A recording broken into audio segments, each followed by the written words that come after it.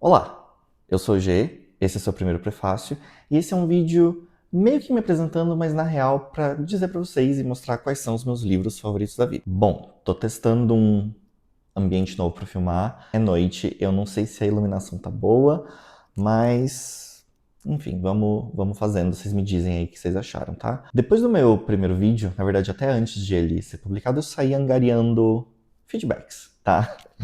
E uma coisa que me foi me dita é que no meu primeiro vídeo eu deveria ter me apresentado. O que, quando me disseram, fez muito sentido. Então esse é um vídeo meio que tentando remediar isso. E ao mesmo tempo eu achei que seria muito chato só aparecer aqui e ficar falando de mim. Então esse pode ser um vídeo também para vocês verem o que eu leio, o que eu gosto. E se vocês olharem para essa lista e pensar, putz, ele só lê umas coisas que eu detesto. Vocês podem só vir aqui para, enfim, dar oi e não levar muito a sério as minhas recomendações no geral, tá? Bom, vamos lá. Meu nome é Geraldo, mas todo mundo me chama de G. Eu acho bem estranho, inclusive, quando as pessoas me chamam de Geraldo. Enfim, sou G, tá? E se interessa pra alguém, eu sou formado em física, eu tenho um mestrado em astrofísica, eu sou doutorando em astrofísica, mas em 2023 eu tive meio que uma epifania de... Eu não sei se é isso mesmo que eu quero fazer da minha vida, eu acho que eu prefiro trabalhar com livros. Eu ainda estou terminando esse doutorado em astrofísica, eu não larguei, mas hoje eu trabalho no mercado editorial. Eu trabalho dentro de uma editora e o meu intuito é me tornar editor de livros. Além de literatura de fantasia, eu tenho uma outra grande obsessão na vida, que é Taylor Swift. Inclusive, o nome desse canal quase foi uma referência a uma música da Taylor, mas depois eu mudei de ideia. E eu não sei, gente, eu não sei se tem mais o que dizer pra me apresentar, tá? Se vocês quiserem saber alguma coisa, tiverem alguma curiosidade sobre a minha vida fora das leituras, eu acho que não vai ser o caso, mas sei lá, pergunta aí, não tem problema. Há uns meses atrás eu fiz uns stories no Instagram, era Dia Mundial do Livro, eu não vou lembrar quando foi, tá? Mas eu fiz uns stories lá meio que listando os meus livros favoritos da vida. Eu tava revendo esses stories hoje. Falei, vou levar isso pro YouTube, vai. Então isso é mais um vídeo de lista, tá? Eu tirei várias coisas aqui da estante. Eu separei esses livros em 4 grupos e eu vou mostrar para vocês quais foram os melhores livros que eu li na minha existência de leitor aí, desde a adolescência até hoje, que se tornaram grandes favoritos. Eu vou começar com clássicos, tá? Porque, por incrível que pareça, eu não leio só farofa. Eu também leio um clássico ou outro de vez em quando. E eu tenho 3 clássicos favoritos, que viraram, assim, livros da minha vida. O primeiro deles, Drácula, do Bram Stoker. A primeira coisa que eu posso dizer pra vocês sobre esse livro é que ele é ridiculamente engraçado, tá? Apesar de ele ser catalogado como uma história de terror, eu não acho que ele seja, tá? Eu acho que ele seja mais um mistério, mas ele tem um tom de humor muito dele, assim. Esse livro é um romance epistolar. Se você não sabe o que é isso, ele é um... O livro todo é contado através de cartas. Então a gente não tem um narrador. A gente tem os personagens enviando cartas uns para os outros. E são essas cartas que a gente vai ler e através de eles contarem para os outros personagens o que está acontecendo através dessas cartas, a gente vai saber o que está acontecendo nessa história.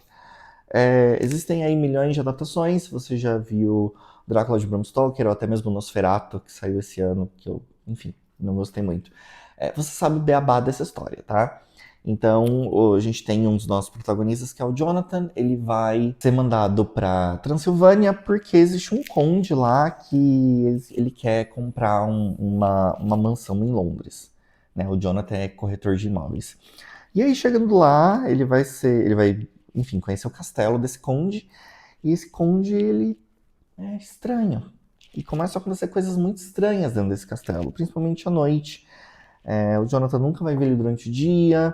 Ele vai começar a perceber que esse castelo é vazio demais, vai começar a suspeitar que os empregados que ele vem, na verdade, são o conde, se fingindo de empregados do conde.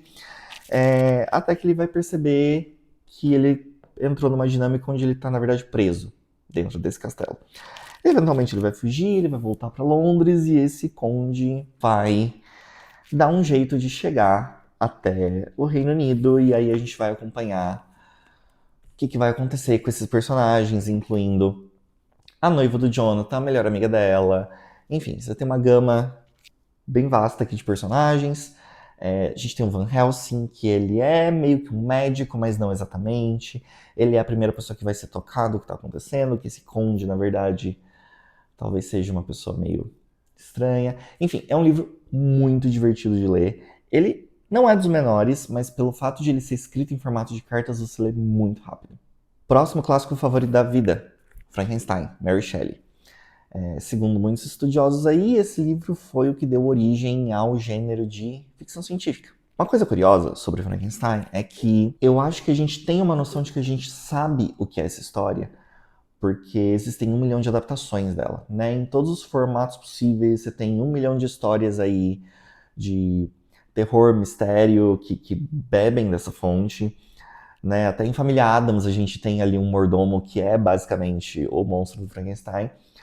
Mas uma curiosidade sobre isso é que eu nunca vi uma adaptação que se propusesse a, de fato, contar a história do livro, tá? Então, eu acho que se você nunca leu, vale a pena, talvez você se surpreenda bastante com a história que tem aqui dentro, tá? Para mim, essa história também tá longe de ser uma história de horror, mas enquanto Drácula, para mim, é um mistério com tons de comédia, aqui a gente tem um drama, tá? E esse livro é principalmente uma ficção científica com drama. Então a gente tem o nosso protagonista, que é o Victor Frankenstein. Ele é um médico, cientista, que tem muita curiosidade pela ideia da vida, em como surge a vida, de onde vem essa faísca que faz com que a vida aconteça. E ele vai, num dos seus experimentos, juntar vários pedaços ali de cadáveres, montar meio que um ser humano com esses pedaços, e vai fazer esse corpo criar vida, né? O problema é que quando essa criatura cria vida, o Victor ele meio que entra em pânico, assim, enfim, percebe que ele passou um pouco dos limites do que ele deveria ter feito e ele foge. Então a gente vai ter 2 pontos de vista aqui. A gente vai ter o ponto de vista do Victor, enquanto tudo isso acontece, depois disso tentando voltar à vida normal, depois de ter fugido dessa situação, e a gente tem o ponto de vista do monstro, que nunca é nomeado, tá? Frankenstein não é o nome do monstro, é o nome do cientista, do Victor. Então a gente tem o monstro tentando meio que encontrar o seu lugar no mundo, né? Porque ele vem à vida e ele não sabe o que ele é, quem ele é, por que ele é tão diferente de todo mundo que ele vê ao redor. E aí esse monstro eventualmente vai começar a procurar o seu criador. Então a gente vai acompanhar também esse trajeto do monstro tentando encontrar o Victor e o que vai acontecer quando esses 2 personagens se reencontrarem. É um livro muito triste, é um livro muito interessante, que vai discutir 1000 assuntos muito pertinentes e eu acho que vale muito a pena a leitura. E ele sim é um livro bem curtinho, tá? Tanto o Drácula quanto o Frankenstein vocês vão encontrar em 1000 edições diferentes por aí. Eu particularmente gosto muito das edições da Zahar, que é um selo, né, da Companhia das Letras, né? Na verdade a coleção se chama Clássicos Zahar. Tem essas edições grandinhas, tem umas edições menores. Eu gosto dessas grandes porque elas são comentadas. Então você tem especialistas aqui que, enfim, escrevem as notas de rodapé e prefácios muito bons para essas histórias. A gente tem edições mais bonitas por aí, mas eu gosto muito dessas aqui. Então se vocês quiserem alguma recomendação de que edição desses clássicos comprarem, porque tem muitas opções, essa é a minha escolha. O meu terceiro clássico favorito, ele na verdade é um clássico que está me pedindo releitura. Eu li esse livro pela última vez faz mais de 10 anos. Ele causou uma impressão muito grande em mim. Eu lembro de poucos detalhes dessa história, mas eu lembro muito do final e eu lembro muito do que o livro... Não do que o livro tentou passar, mas do que eu tirei do livro das 2 vezes que eu li, tá? Mas eu li esse livro uma vez com 16 anos e uma com 21. Hoje eu tenho 31. Que é O Retrato de Dorian Gray. Eu tenho ele em 2 edições. A minha edição preferida é essa aqui da Biblioteca Azul. Aqui a gente tem a história desse garoto que é descrito como muito bonito, extremamente lindo, chamado Dorian Gray. E a gente vai acompanhar no começo a dinâmica entre 3 personagens aqui. Você tem um pintor que é claramente apaixonado pelo Dorian. E você tem um outro personagem aqui que tá ali orbitando esses outros 2 personagens e que vai começar a enfiar umas ideias na cabeça do Dorian. de que ele precisa valorizar muito essa beleza que ele tem, que essa beleza é o que vai abrir portas para ele na vida, e que ele precisa fazer o máximo que ele conseguir com essa beleza enquanto ele ainda a tem, porque eventualmente essa beleza vai passar, e que quando a beleza passar, a vida dele acabou. Esse pintor, que é amigo do Dorian, vai pintar um retrato dele. E juntando essa coisa do retrato com essa coisa desse outro cara, colocando essas ideias na cabeça dele, o Dorian vai começar a ficar obcecado pela própria beleza. Até que vai rolar uma situação aqui meio pacto fáustico, onde o retrato vai começar a envelhecer no lugar do Dorian. Mas não só envelhecer, porque a gente vai começar a acompanhar a partir de então a vida do Dorian crescendo, envelhecendo, mas não fisicamente. Só que a principal coisa aqui é que a gente vai acompanhar o Dorian cada vez mais se tornando uma pessoa ruim e perdendo empatia e perdendo o senso de carinho e amor que ele tem pelas pessoas eventualmente. E o quadro também vai começar a refletir isso. Então, cada vez que o Dorian comete uma maldade, o quadro vai começar a mostrar feridas e coisas bem nojentas, assim. E aí a gente vai acompanhar o Dorian indo por esse caminho, se tornando um ser humano cada vez pior. Tudo que ele vai fazer para esconder a existência desse quadro que mostra, de fato, quem ele é por dentro. Livrão, livrão. Mas eu preciso muito reler esse livro. Eu preciso lembrar de detalhes, sabe?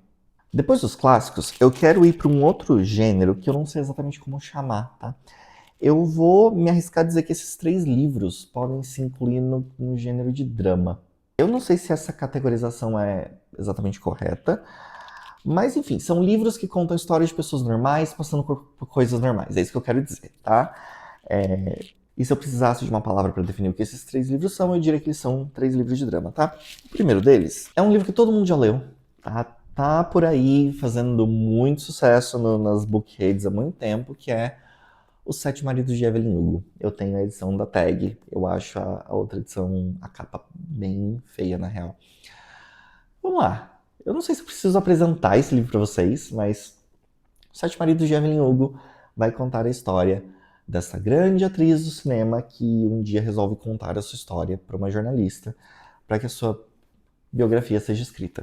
E ela vai contar toda a sua vida, passando pelos seus 7 casamentos, e não só discutindo e expondo o que foi a relação dela com esses 7 maridos, mas também com a pessoa que foi o verdadeiro amor de sua vida. Não vou dizer mais nada, tá?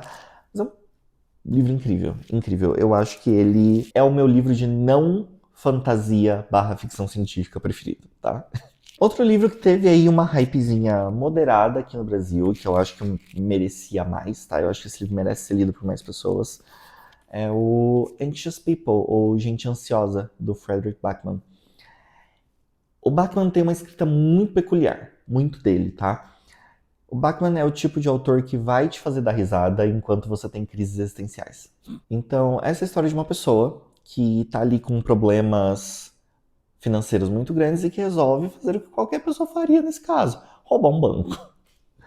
O assalto ao banco vai dar muito errado. Essa pessoa vai tentar fugir desse assalto, vai atravessar a rua, entrar no prédio da frente, onde um apartamento vai estar sendo visitado, a pessoa vai entrar nesse apartamento que está cheio de pessoas e vai fazer todo mundo de refém. Então, esse livro é basicamente acompanhando as conversas e tudo que vai acontecer dentro desse apartamento enquanto essa pessoa faz essas pessoas de refém, além dos policiais ali embaixo, na frente do prédio, tentando lidar com a situação. É um livro sobre pessoas problemáticas, sobre pessoas quebradas, sobre pessoas que têm questões na vida com as quais não lidam muito bem. Eu acho esse livro incrível, tá? Eu não consigo dizer mais nada sem dar grandes spoilers, mas só leiam isso aqui, tá? Dear Evan Hansen, ou Querido Evan Hansen. Esse é um dos vários casos onde o livro não é a fonte, ele não é a história original. Essa história surgiu, na verdade, como um musical da Broadway. Desse musical da Broadway vieram o livro e o filme. Eu gosto muito das 3 versões, tá? Eu acho que tanto o livro quanto o filme tomam liberdades e mudam coisas que a gente vê no musical, e eu gosto das mudanças, tanto que o filme faz, quanto as que o livro faz. A história é basicamente, você tem um adolescente que sofre de fobia social, uma fobia social absurda. Como tratamento, o psicólogo dele pede para que ele escreva cartas para si mesmo. Um dia, uma dessas cartas vai cair na mão de um dos meninos problemáticos da escola, e esse menino eventualmente vai cometer suicídio. Os pais desse garoto vão encontrar o corpo e vão encontrar a carta que o Evan escreveu para si mesmo, enfiado nas coisas desse garoto. E eles vão achar que essa carta que o Evan escreveu para si mesmo, na verdade, é a carta de suicídio desse garoto, do Connor. E o Evan não vai conseguir desmentir. Então ele vai entrar numa bola de neve de mentira que vai mudar completamente a vida dele. De várias formas, tanto pro bem quanto pro mal. O quanto esse livro me fez chorar na pandemia. Durante a pandemia, ali no começo, 2020, eu tive duas grandes obsessões na minha vida. Uma delas foi o Folklore, álbum da Taylor, e a outra foi essa história, tá? Eu assisti primeiro um bootleg, se você não sabe o que é, uma gravação não oficial do musical. Chorei que nem um condenado. Aí eu fui ler o livro, eu li o livro em uma madrugada. E, enfim, um ano depois saiu o filme, eu também gosto muito do filme, as pessoas criticaram demais esse filme. Eu gosto das escolhas que o filme faz, eu acho que tem uma personagem que tanto no livro quanto no musical não é muito bem trabalhada, e no filme ela ganha um brilho gigante, que é a Alana. Enfim, recomendo muito o livro, recomendo muito o filme, e se você tiver a oportunidade de ver a peça, de alguma maneira, também. É uma história incrível, incrível. Mas ela é bem 880. Eu conheço muita gente que odeia essa história, e a minha teoria é de que para gostar dessa história você precisa conseguir empatizar com o protagonista. Apesar de que ele vai fazer muita... Eu ia falar um palavrão. Vai fazer muita coisa errada aqui. Tá? A próxima categoria só tem 2 livros, tá? Que é ficção científica. Eu leio bastante ficção científica, mas é difícil para mim encontrar favoritos nesse gênero. Então eu vou falar de 2, tá? O primeiro deles foi uma descoberta aí de 2 anos atrás. Eu já reli esse livro, ele já saiu em português. Eu vou mostrar as 2 edições que eu tenho e vou botar a capa aqui da edição brasileira, tá? Que é o Sea of Tranquility, da Emily St. John Mandel. Esta é a melhor história de viagem no tempo que eu já li, vi, tive contato na minha vida. Por que eu quis mostrar 2 edições para vocês? Essa edição em capa dura, que eu acho a capa super bonita, mas eu também tenho essa edição em paperback, que é um paperback bem simplesinho, que eu acho a capa super bonita também, mas que está devidamente autografado por senhorita Emily St. John Mandel e seu rabisco, que ela chama de autógrafo, tá? É um autógrafo em bookplate, né? Então é um adesivo, mas, enfim, fiquei muito feliz de conseguir essa edição autografada, então eu tenho essas 2 edições na minha estante. É uma história de viagem no tempo. É tudo que eu posso contar pra vocês. Vocês gostam de história de viagem no tempo? Vai ler isso aqui. Eu não vou dizer mais nada, porque vai ser spoiler. Só vou dizer que a gente vai começar acompanhando personagens vivendo em diferentes épocas do tempo e como essas realidades vão começar a se conectar, digamos assim. A minha outra história favorita de ficção científica talvez traga uma informação para vocês que vocês não saibam.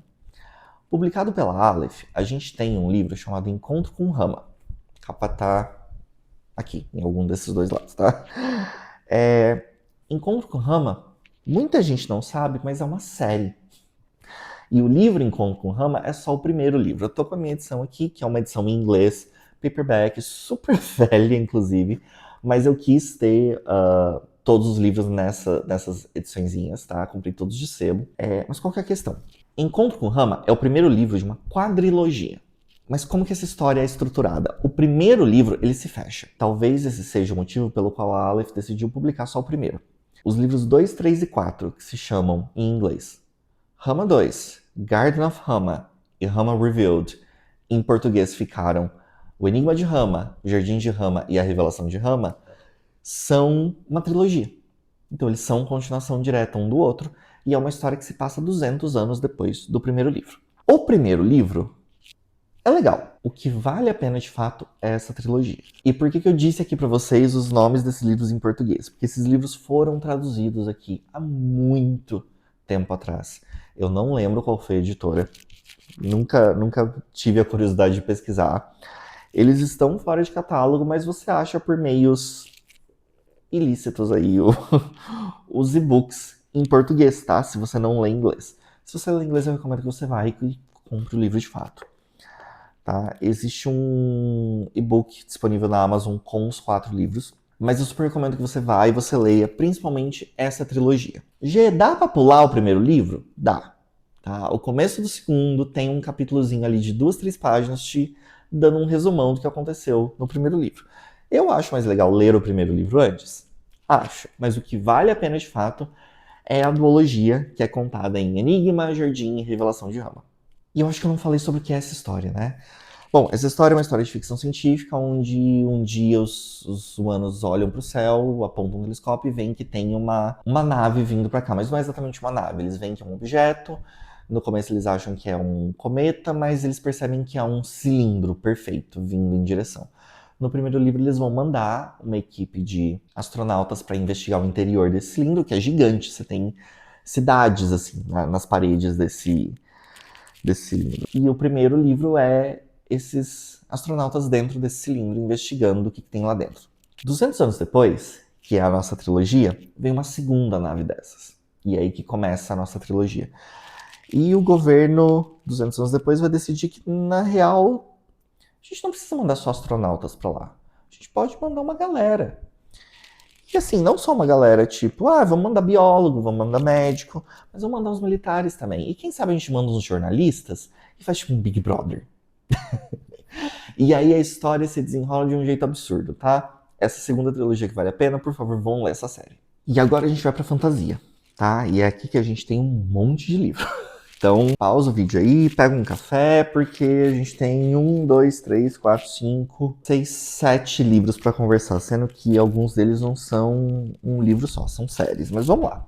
Esse é um outro livro que tá me pedindo releitura, tá? Eu li ele ali na adolescência, eu acho, mas eu lembro de ter visto filme algumas vezes, e eu lembro do filme ser muito fiel ao livro, e eu acho essa história incrível. Assim, ela é muito fora da caixinha, muito fora de qualquer outra coisa que eu já tenha lido na vida, que é Perfume, do Patrick Suskind.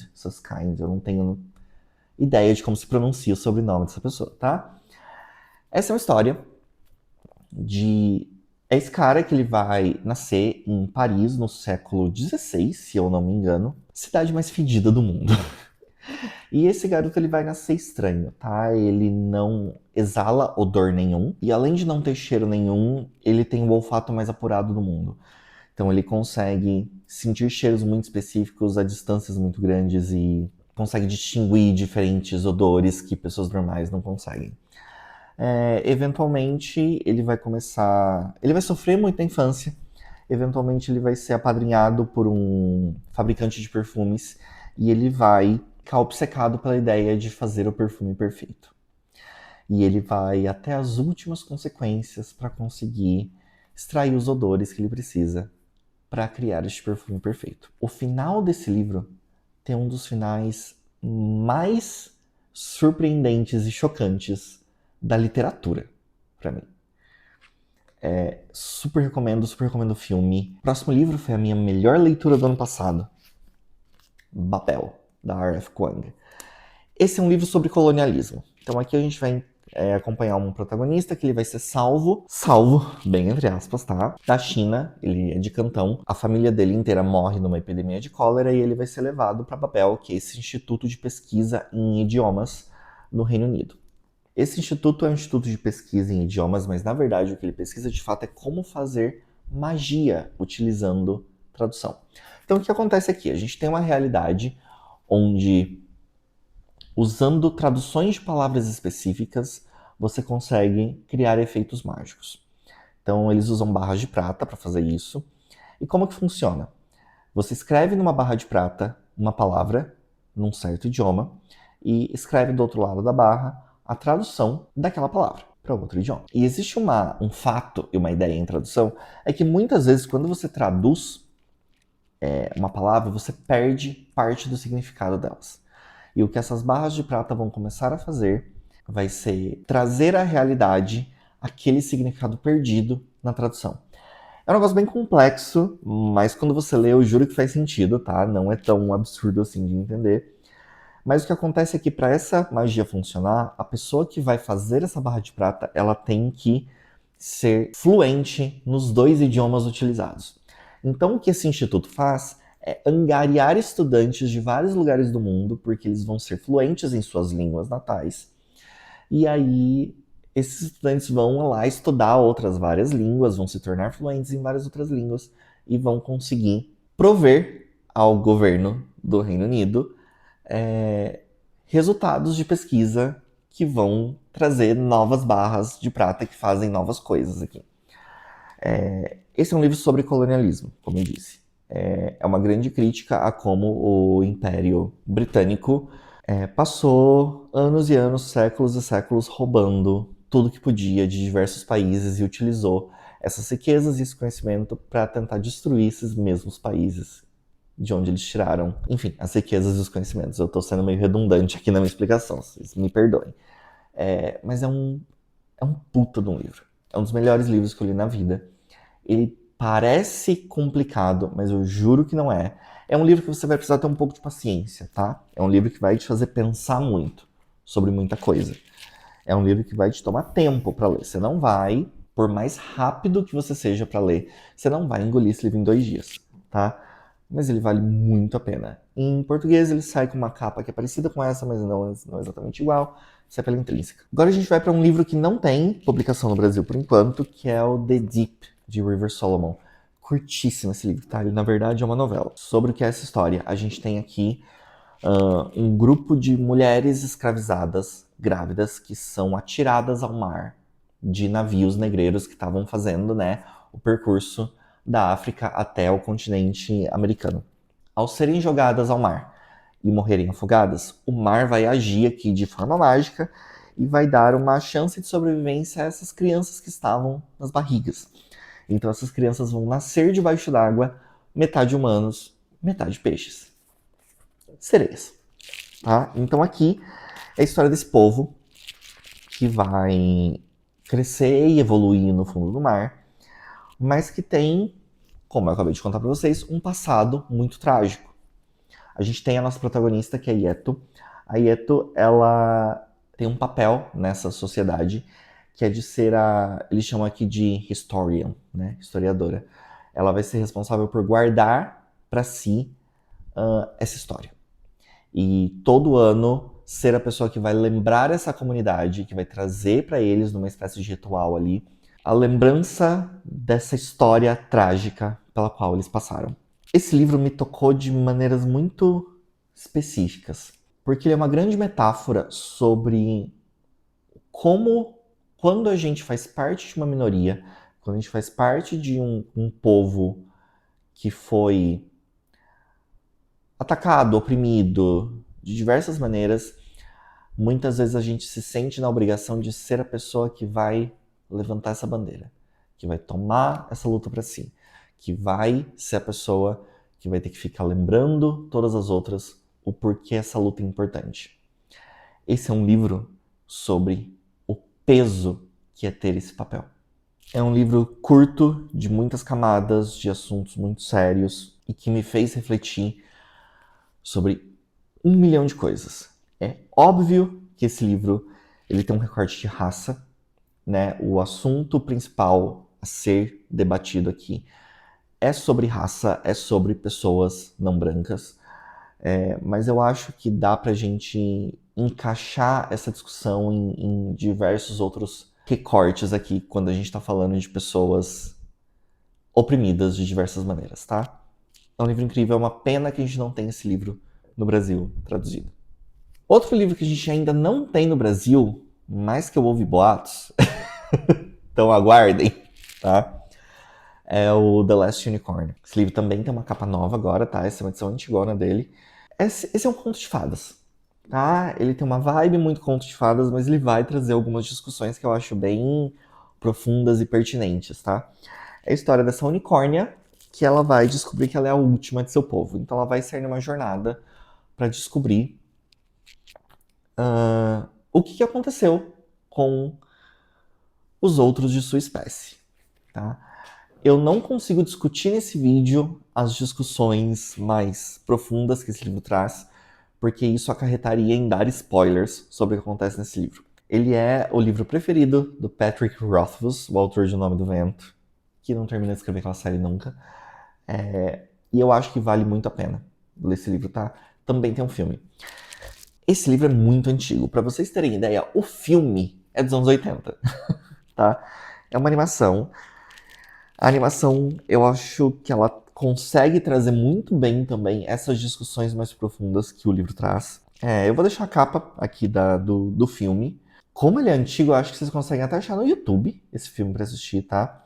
Ele tem aquela vibe de desenho animado antigo, que eu acho muito legal. Mas se você só tá acostumado a ver desenhos mais contemporâneos, talvez você estranhe um pouco.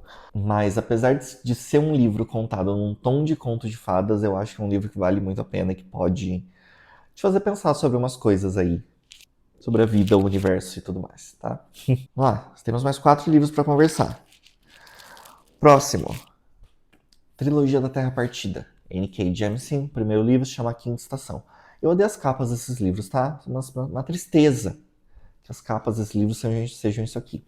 Mas essa é uma história. A gente vai conhecer aqui um mundo que ele é um mundo quebrado. E por que ele é quebrado? Porque existe uma grande movimentação de placas tectônicas nesse planeta. Isso vai fazer com que aconteçam muitos terremotos e muita atividade vulcânica nesse planeta. Então ele é um planeta onde tá tudo quebrado, gente. Tá tudo destruído. Ele é um planeta muito árido, é tudo muito duro, é tudo muito difícil. As pessoas não conseguem construir, de fato, nada. E o que vai acontecer aqui é que a gente tem pessoas que vão nascer com poderes. Poderes que essas pessoas têm são de basicamente manipular energia cinética. O que quer dizer que elas conseguem controlar muitas vezes esses terremotos, mas elas também conseguem criar terremotos novos. E existe uma crença religiosa de que as pessoas que nasceram com esses poderes foram enviadas à Terra pelo próprio planeta para destruir a humanidade. Então as pessoas que nascem com poderes, elas têm que viver escondidas. Elas têm que esconder que elas têm esses poderes porque elas são caçadas, linchadas e mortas. Eu considero essa série bem mais 18, tá? Não pelo conteúdo sexual nem nada disso, apesar de ter um pouco, mas é porque é uma série muito violenta, tá? A primeira cena do primeiro capítulo é uma mãe chegando em casa e descobrindo que o filho foi morto pelo próprio pai. Espancado. Porque ele, enfim, demonstrou ter esses poderes. É uma trilogia, o primeiro se chama Quinta Estação, o segundo livro se chama O Portão do Obelisco, o terceiro se chama O Céu de Pedra. Pesadíssima essa história, uma construção de mundo incrível, uns plot twists absurdos, super vale a pena, tá? Próximo livro que talvez vocês não saibam que é uma série, tá? Wicked. Eu tenho aqui essa minha edição da Barnes Noble, que possui os 2 primeiros livros. O primeiro se chama Wicked, o segundo se chama Son of a Witch, ou Filho da Bruxa. O terceiro se chama A Lion Among Men, e o quarto se chama Out of Us. Uma coisa muito importante sobre o livro ou os livros de Wicked. Não é a mesma história que o musical. Não é a mesma história que o filme lá que vocês viram com a Ariana Grande e com a Cynthia Erivo. Aquela história do musical é baseada nesse livro? Mas é um basear muito de longe, assim, muito leve.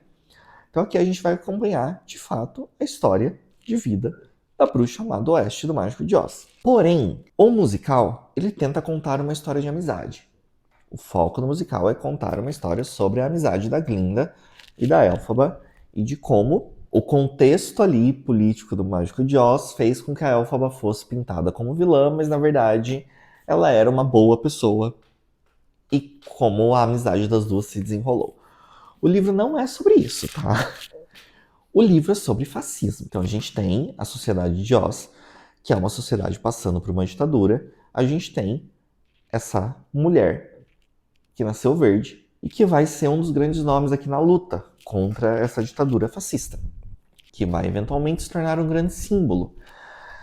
E é uma personagem que não é nem um pouco gostável, sabe? A bruxa amada Oeste aqui não é a Elphaba querida, boazinha, que a gente viu no filme, que a gente viu no musical Em Cima do Palco. É uma história pesada, é uma história que tem muito conteúdo sexual, é uma história que tem cenas de tortura, é uma história árida, é um livro duro, ele é um livro lento, ele é um livro pesado. Eu acho genial. Genial o que foi feito nessa história. Eu dei 5 estrelas e favoritei os 4 livros da série. A gente vai mudar de ponto de vista eventualmente. Só o primeiro livro é contado do ponto de vista da Elphaba. Depois a gente vai para outros personagens. A ideia da série é contar a evolução da política da Terra de Oz. É óbvio que o que acontece com a Elphaba vai mudar a política e todo o rolê ali de Oz para sempre. Mas a Elphaba não vai ser a protagonista de todos os livros, tá? Eu recomendo se você gosta de um rolê político. Eu acho que essa história ela vai funcionar para as poucas pessoas que conseguem gostar tanto de Wicked, o musical, quanto de Game of Thrones. Eu acho que isso aqui tá meio que no meio do caminho, um pouco mais para Game of Thrones no sentido do peso das cenas e da tortura e do sangue, da violência, etc. Do que de fato pro musical fofinho, legal que a gente viu nas telas. A câmera desligou, porque acabou a bateria, e agora ele está na tomada. Então vamos ver se eu consigo terminar de gravar. Só faltam 2 histórias aqui pra eu falar, tá? Bom, a próxima história que eu quero falar é a minha série preferida, que na verdade ela é uma conjunção de séries dentro de um mesmo universo, que é a Cosmere, do Brandon Sanderson, tá? A gente tem aí hoje mais de 30 histórias publicadas dentro desse universo, entre livros e contos e novelas. Eu peguei aqui 2 para ilustrar. Esse é o The Hero of Ages, que é o terceiro livro da primeira era de Mistborn. É o meu livro preferido da Cosmere. E se você só está acompanhando os lançamentos em português, esse livro já saiu com uma outra capa, né? Saiu um box com a trilogia Mistborn. E essa capa deve ser bem familiar para você. Esse é O Caminho dos Reis, ou The Way of Kings, que é o primeiro livro de The Stormlight Archive, ou O Relato da Guerra das Tempestades. Eu acho essa série, a construção desse universo, sensacional. E eu não tenho como dar um overview aqui para vocês sobre o que se trata, de fato, a Cosmere, ou esses livros, sem passar meia hora falando disso aqui, tá? Então eu só vou dizer para vocês que são diversas séries dentro de um mesmo universo, que elas são interconectadas, mas você não precisa ler tudo, você pode ler os trabalhos como livros individuais. E eu vou deixar aqui embaixo 2 vídeos da Tamires do Resenha nos Sonhos, onde ela vai falar em um deles um guia sobre Mistborn, tá, de ponta cabeça, que é a história que tanto o Sanderson quanto a maioria dos fãs recomenda que você comece, e um vídeo sobre a Cosmere, explicando qual é a ideia por trás desse universo. Tá? Não se assuste com 30 livros, eu juro que é um esquema de pirâmide que vale a pena participar, mas se você não quiser, tem livros únicos que você pode ler aquele livro e se contentar com aquilo. Você tem trilogias fechadas que você pode ler a trilogia e se contentar. Existem livros, todos são de fantasia, é óbvio, mas existem diversos subgêneros ali dentro. Então, por exemplo, o Threads of the Emerald Sea, ou Threads, a Garota do Mar Esmeralda, vai um pouco mais para um tom de conto de fadas. O Yumi, Pintor de Pesadelos, que está em pré-venda agora, é quase que uma tentativa do Sanderson de escrever uma romantasia. E você tem os grandes épicos, né? Que são principalmente essas 2 séries aqui. E eu só queria dizer que a leitura da Cosmere é provavelmente até hoje uma das grandes experiências literárias que eu tive na minha vida. Vocês lembram daquela coisa que a gente tinha com Harry Potter na adolescência, de virar a noite acordado, desesperado, sonhar com os personagens? Essa foi a história que me fez sentir isso agora enquanto adulto. E agora eu vou falar do meu livro preferido. O melhor livro que eu li na minha vida, o grande livro da minha existência, o livro que nos últimos 5 anos eu tenho falado dele na terapia incessantemente. A minha psicóloga não me aguenta mais ouvir falar desse livro. Mas ele me marcou de maneiras muito profundas, assim. Que, não sei, até 5 anos atrás, que foi a primeira vez que eu li esse livro, eu não esperava que qualquer texto literário conseguisse fazer comigo o que esse livro fez, sabe?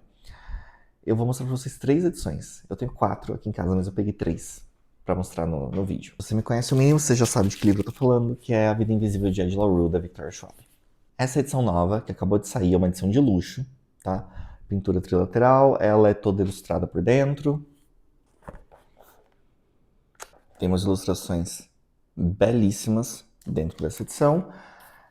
Mas também existe uma edição em português mais simples, tá? É uma capa preta, escrita em dourado, e você vai pagar bem menos do que você vai pagar nessa edição de luxo.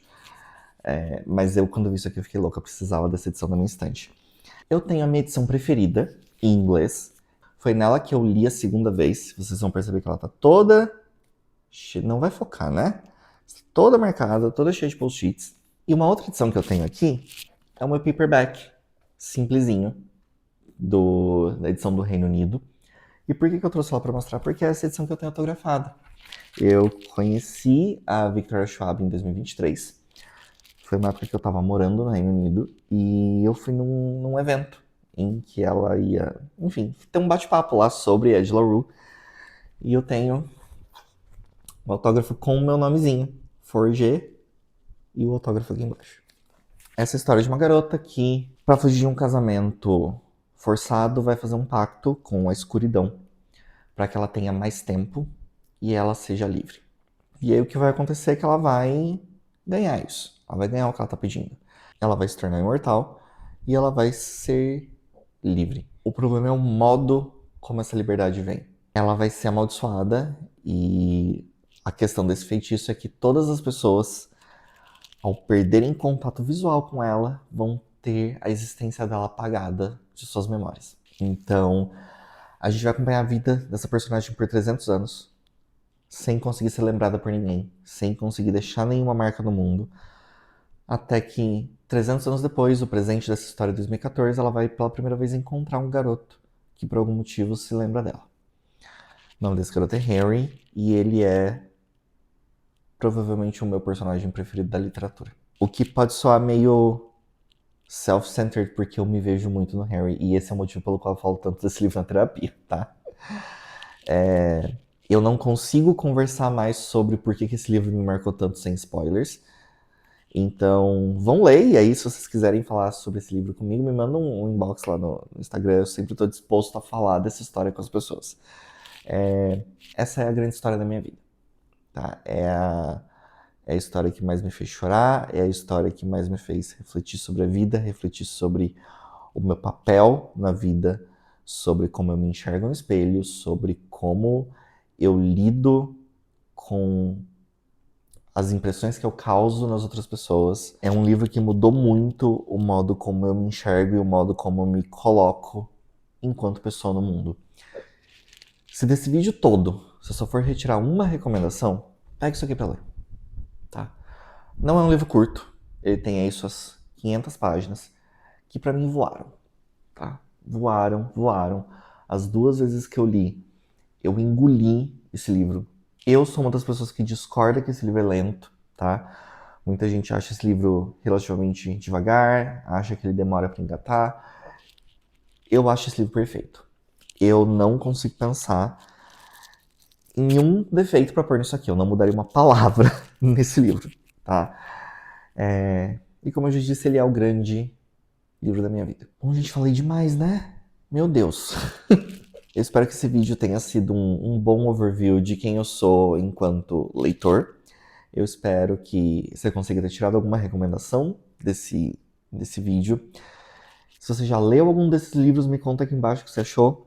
Se você quer ler algum desses livros, me conta. E eu realmente espero que, mesmo se o seu gosto literário não bata com o meu, você continue aqui pelo canal. Tá? Vai ser muito bom conversar com vocês, mesmo que vocês odeiem meus livros preferidos.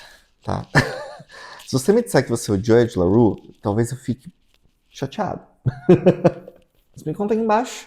E obrigado por ter chegado no final do vídeo. Não se esqueça de se inscrever, de dar o joinha e até o próximo vídeo.